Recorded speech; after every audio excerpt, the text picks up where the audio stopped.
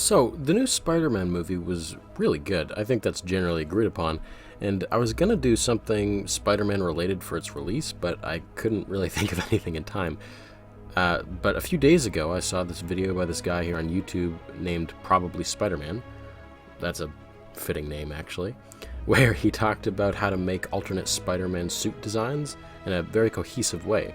Then he went over some design submissions from the community, and I was kind of surprised to figure out that there was a whole pretty large community behind this idea of redesigning Spider-Man's suit, because I used to do that for fun in high school.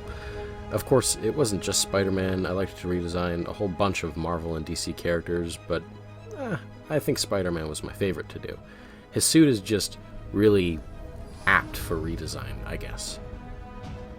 Of course, the original suit is iconic and can work unchanged in live action. The end of the new movie showed us that with the most comic-accurate suit yet, but suits like the PS4 video game suit show us that there is a really big space for modernization and customization in his suit. Now, where probably Spider-Man's video was more about making OCs out of the Spider-Man concept, in this video I more wanted to update the existing suit as if it were made for a modern carnation of the character like a movie or a game. Of course, taking inspiration from the original suit, but not being strictly locked into the basic design like the Homecoming suit. So let's get started. I drew a few versions of this so that I could really get it right. This is the first one that was just sort of a little almost thumbnail piece that had enough detail to get me to understand how these concepts might play in a real design. Once I had a good idea of what I wanted, I moved on to make a character turnaround page. I knew that the color scheme of red and black wouldn't change because, again, I'm just doing an update to the original, but I took design ideas from the Amazing Spider-Man 1 suit and the Far From Home suit, but especially the PS4 video game suit. That was the one that I studied most of all. In fact, I actually watched a behind-the-scenes promotional video about how they designed his suit, and they made some really good points about modernization, and how they used design aspects from professional sportswear in their version of the suit. And I really kind of held on to those ideas. I particularly latched onto the one about the knee-high boots and elbow-length gloves that are on Spider-Man's suit, and how Stan Lee was inspired by the classic strongman superhero look of the Golden Age comics. But a 15-year-old kid from New York today wouldn't really think of those things as he made his suit, and he might be more inspired by the compression wear that athletes wear in sports, like basketball and competitive swimming. So like them, I mostly ditched the boots and even went further than them and largely ditched the gloves as well. I adapted two more of their ideas as well. The first one was their web shooter design. They wouldn't be detachable like they are in the game, but they would have a similar look. They could be worn out of the suit as a wristband, but also over it, and it would have a brace down the arm to kind of secure the web shooter better. I kind of used that idea in place of where the gloves would have been. The final thing that I used from that video that I don't think was really used in their final design, in the interview they said that they justified the red parts of the suit by reasoning that they might be padded areas to give some sort of protection in combat. So they wouldn't be armor, but they'd be like the textured raised foam that you might find on football compression sleeves, and that the blue sections would be a very thin material and would be sort of geared more towards flexibility.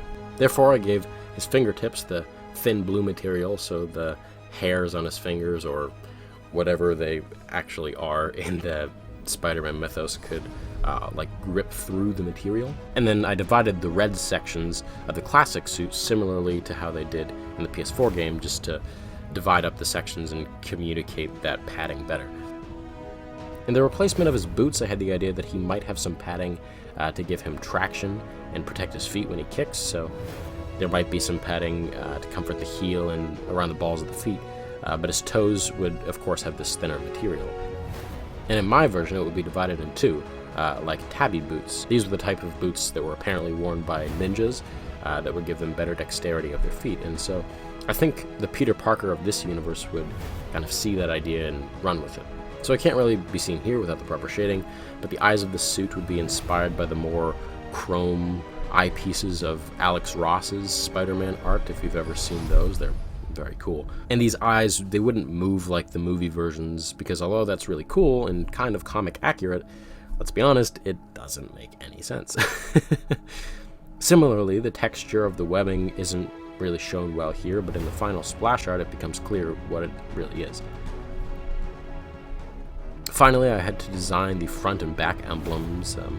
They both turned out to pretty much be sleeker modernizations of the original, not going as pointy as the Amazing or Raimi versions, but also not really going abstract like the MCU ones. However, I was considering some more abstract symbols for a while. And finally, we have our splash art. And to make this piece as realistic as I could, I painted the form of Spider-Man and used a real picture of a New York street. There's not that much left to see here, other than I made the lenses again very reflective to harken back to that Alex Ross look. And I gave the webbing and symbol a sort of glossy but not raised texture.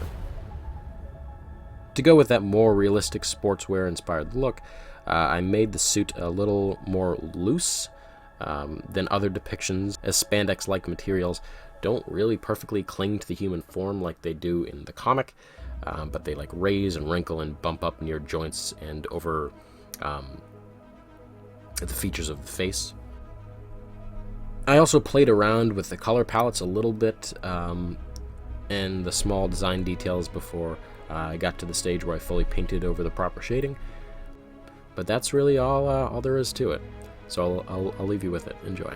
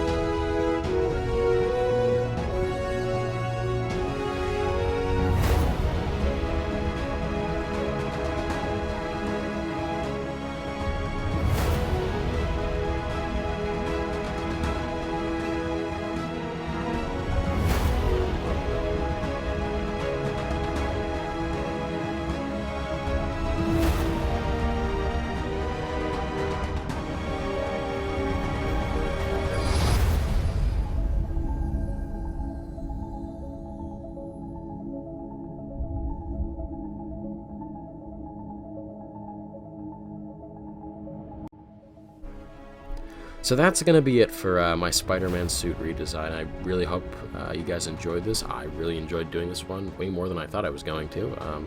If you want to view both of these pieces, I have them up on my Instagram and also in a high-quality downloadable version on my DeviantArt page. Both of the links for those are below this video if you want to go check it out. And as always, I upload every Friday, so if you enjoyed this video and you want to see more like it, then turn on the bell to get notified when I upload next.